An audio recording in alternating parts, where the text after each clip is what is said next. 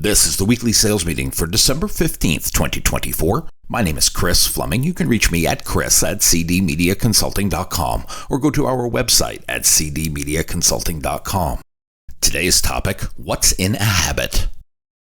Our habits are the things we do almost without thinking. They are the patterns of behavior we repeat every day. Habits shape the way we live. These routines are not only actions, but they become part of who we are. Many wonder how habits form, and the answer lies in the combination of three elements: the cue, the routine, and the reward. These elements work together to make a habit stick. Making habits stick requires we have some internal disciplines, some guiding inner compass that keeps us on track. Without it, our habit would be no habits at all. When you have the discipline, you will repeat the things that are good for you more often. This consistency translates into growth, yet it is not instantaneous. It is slow and methodical. If you are expecting instant results on day one of the habit journey, you need to rethink that strategy.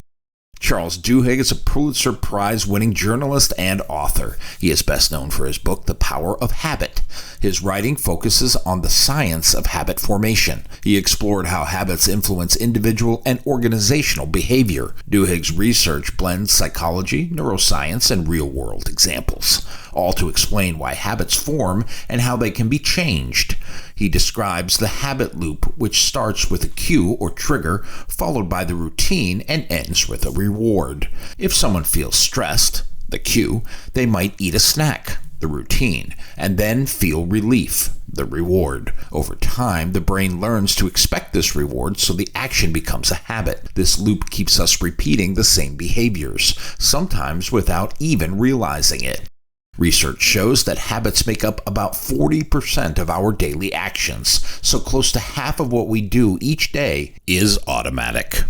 Other famous figures have highlighted the power of habits. Aristotle once said, "We are what we repeatedly do." Excellence, then, is not an act, but a habit. This emphasizes that becoming good at something doesn't happen overnight. It is a result of doing the same thing over and over. Repeating positive actions can lead to personal growth and success, but the same principle applies to negative habits.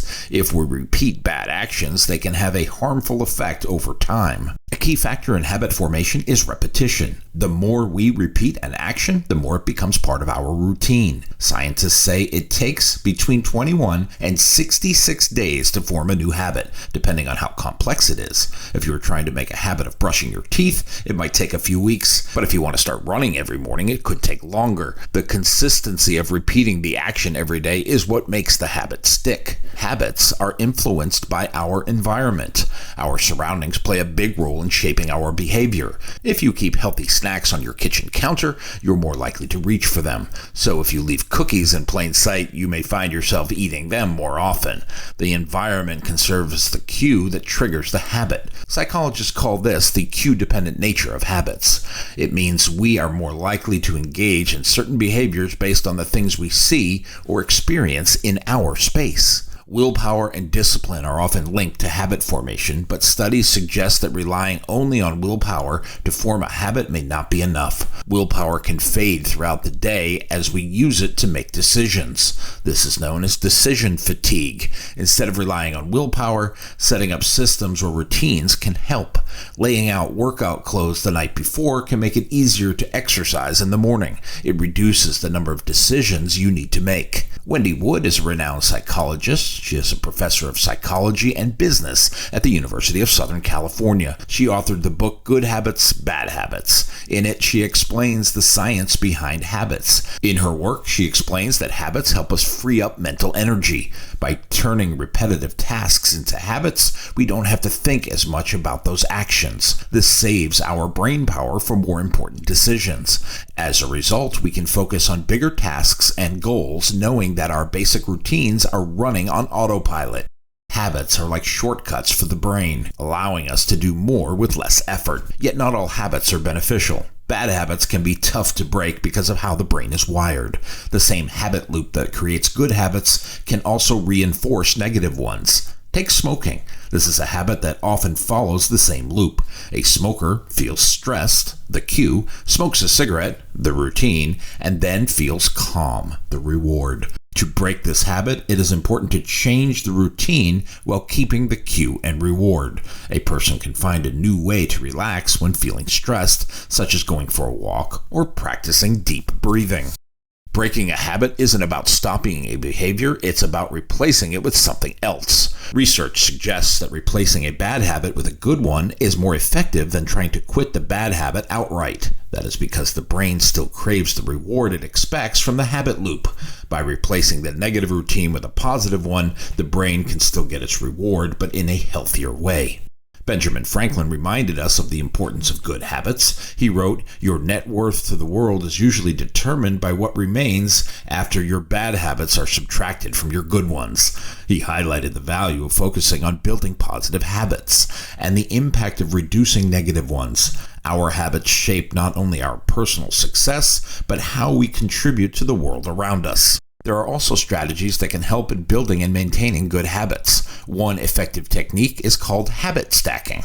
This method involves linking a new habit to an existing one. If you already brush your teeth every morning, you could stack a new habit like doing a quick stretch right after.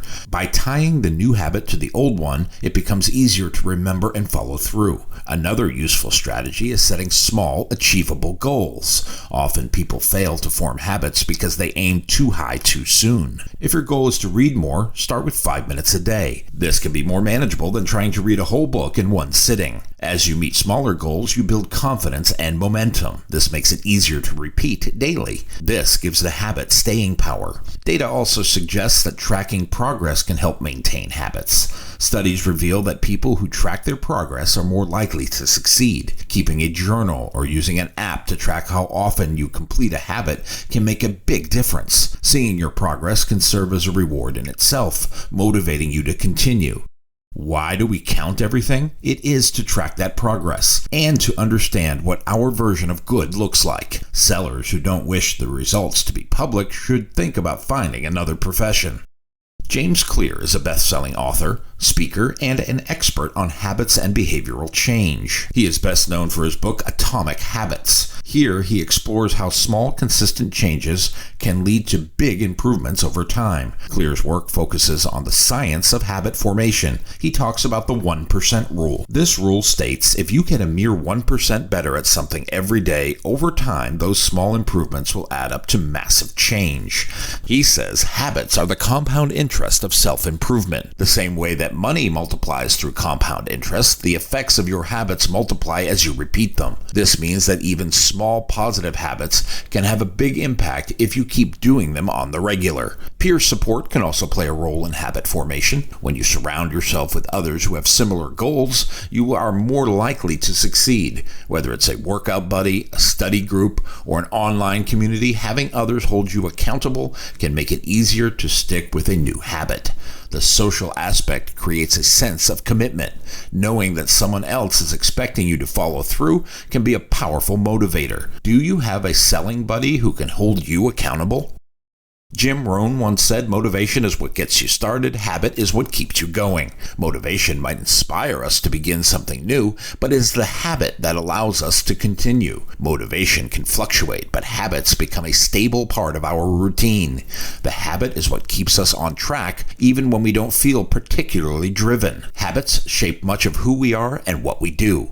Good habits lead to positive outcomes, while bad habits can hold us back. Understanding how habits work, the cues, routines, and rewards gives us the power to take control. By repeating small positive behaviors and being aware of our environment, we can create habits that help us reach our goals. The choices we make each day, no matter how small, add up over time and become the foundation of our success. For me, this habit-forming behavior is best applied in the prospecting phase. I use it to make my morning prospecting calls a daily habit. I use it to make my evening prospect list a habit. These two things were success builders for my sales career. If filling the funnel is the foundation for your success, why would you not want to fill your prospect funnel with qualified leads? To create these habits, I started with calendar management. I blocked off 2 parts of my day. At the end of each day, I dedicate it to organizing my prospect list. I want 20 names and numbers to call the next morning. And then at the start of each day, I make my phone calls in order and record the outcome. This is my daily routine. The reward for making the calls is the second cup of coffee. And now I feel bad for the last 2 people on the list. Have you ever seen me without a second cup of coffee?